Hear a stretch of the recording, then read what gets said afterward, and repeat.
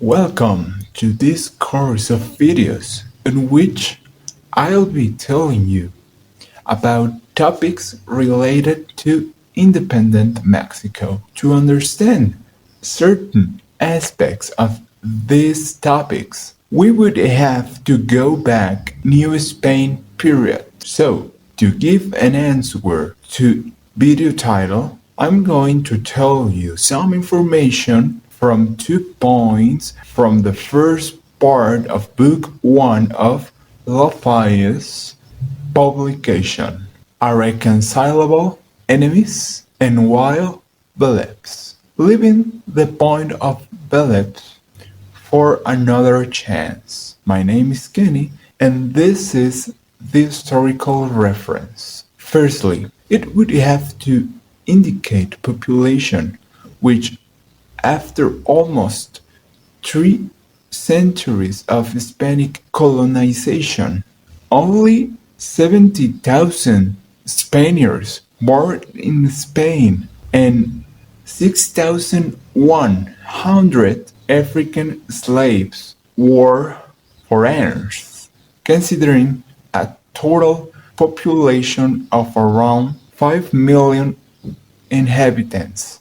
It being the population of Mexico Valley around 275,000 Indians at the end of colonial period. However, if you want to complement information on the foreign population, you can watch what Rubio said regarding this topic, specifically during 17th century in Mexico City, because it was the most cosmopolitan city in the world. There was even a Temazcal in Asian physician for use who were going to wash themselves. But for all of that, it will be the complete video up here. For their part, mestizos were complicated with new nuances due to the introduction of African slaves. In fact, in rural environments other than tropical,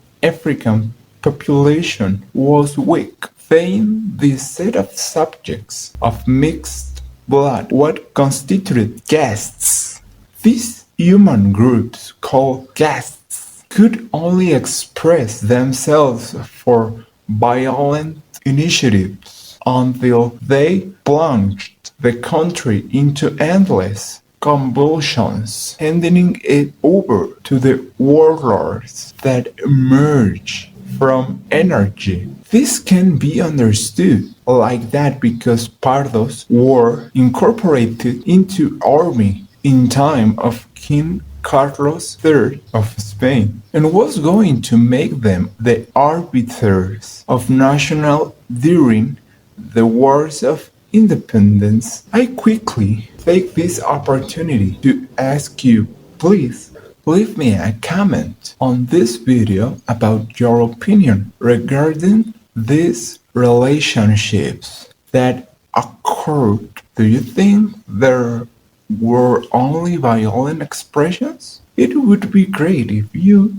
share this video with someone who finds it useful. Give me a like and subscribe. Let's resume. With respect to Indians, they had a different status in the government. Worthy of mention were those weak population groups that lived in steppes or deserts, like in Chihuahua, or tropical forests with difficult access, like in Huasteca, places where Spaniards tried to sedentarize them for protect means of communication and to evangelize them, for integrate them into New Spain. It was complicated because the caciques who submitted it or accepted an agreement lacked authority over the whole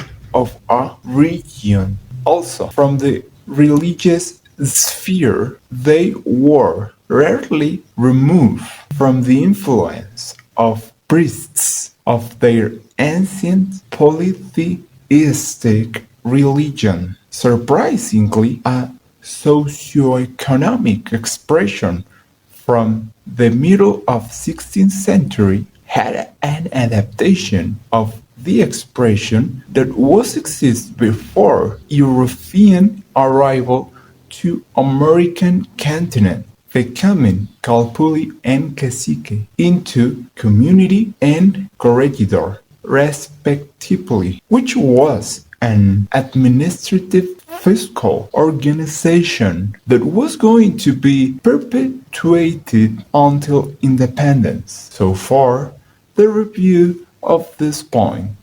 Thanks for watching. See you at the next opportunity. I love it!